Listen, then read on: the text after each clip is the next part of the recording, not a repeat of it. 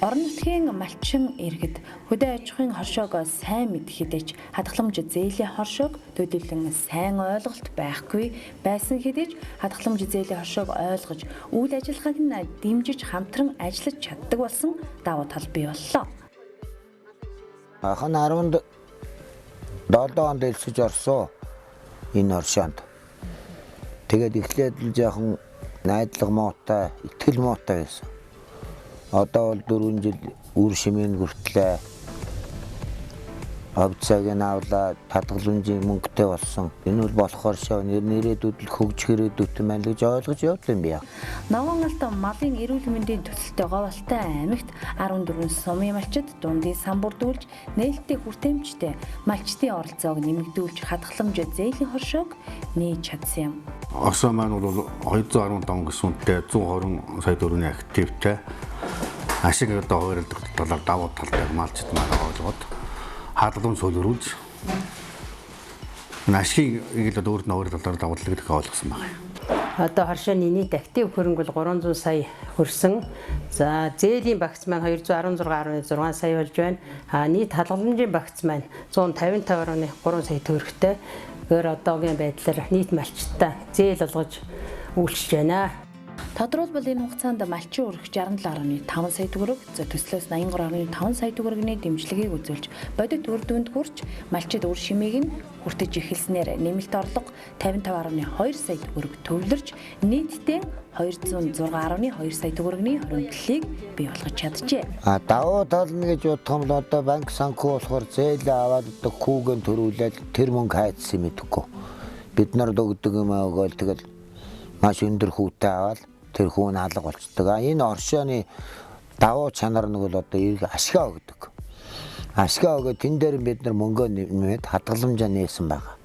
Энэ нь давуу талтай. Энийг бол хөгжөөсэй гэж үздэн. Энийг бол манай сумд бол нэлээд улсууд илссэн байгаа би зүгээр яг тоо хэмжээг нь мэдэхгүй. Дампуурна гэж айхаа байсан. Энэ бол 17 оноос хойш ажиллагаагаа явуулж байгаа. Одоо бол их урамшиж байна. Одоо хөдөө бас нэг төлбөрийн үйл ажиллагаа хөдөө орон нутагт хэрэгжснээр бол одоо бас малчтын амьдралд бол бас нэлээд бодиттой хувь нэмэр оруулсан.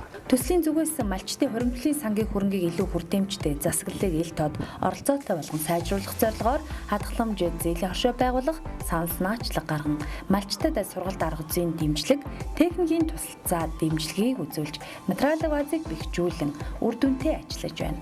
Тухайлбал Баян уулаг, Дийлгэр, Дарив, Эрдэнэ сумдад хоршоод байгуулагджээ.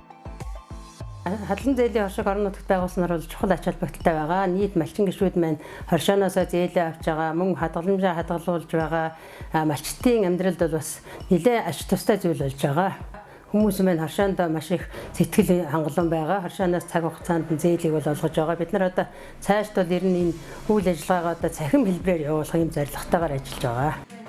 Эдгээр хоршоод нодоогийн байдлаар гишүүд малчид иргэдэд хадгаламжийн үйлчилгээг үзүүлэн ажиллаж, одоогийн байдлаар 1193 гишүүн 901.2 сая төгрөгийн нийт хөрөнгөтэйгээр 127 сая төгрөгийн хувь нийлүүлсэн хөрөнгөтэй 490 сая төгрөгийн хадгаламжтайгаар орон нутагт нэг хоршоо 2-4, нийтдээ 10 тогтмол ажлын байрыг гарган үйл ажиллагаагаа чигдрүүлэн тогтвортой явуулж байна.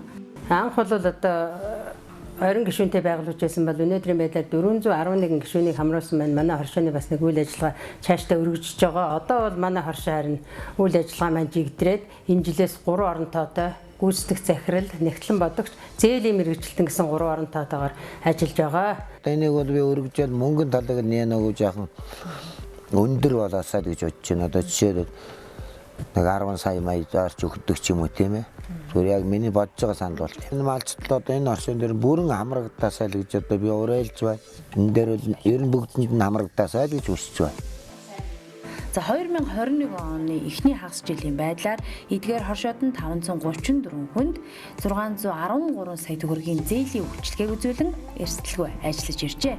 Ашгаа бол манайх одоо Орсын улсын тогтноо 3 дахь жилээ хуваасан. Нийт бол 8.5 сая төгрөгийн ашигтай. Малч тэрийг ойлгоод өөрөөсөө мөнгөө нэмээд хадгаламж үүсгээд цааш ингэж үйл ажиллагаа явуулж байгаа. Оршооны үйл ажиллагаа ер нь анханаас нь байгуулахад тэгэл бидний анхан шатны болон дунд шатны бүх сургалтуудын үйл ажиллагааг бол ногоон алт төслийн байгууллагаас даасан байгаа. Тэгээ энэ материалын баазыг бэхжүүлэх, орон байраар хангах, техник хэрэгслээр хангах ийм үйл ажиллагаанд бол ногоон алт маань. Ногоон алтын дэмжлэлээр бид энэ үйл ажиллагаа бас эдийн зэрэгт хүрч байгаа. Тийм учраас бид нараас ногоон алтынхаа хамт олонд бас баярлснаа. Энэ нийт дэлгэрүүлж илэрхийлмээр байна.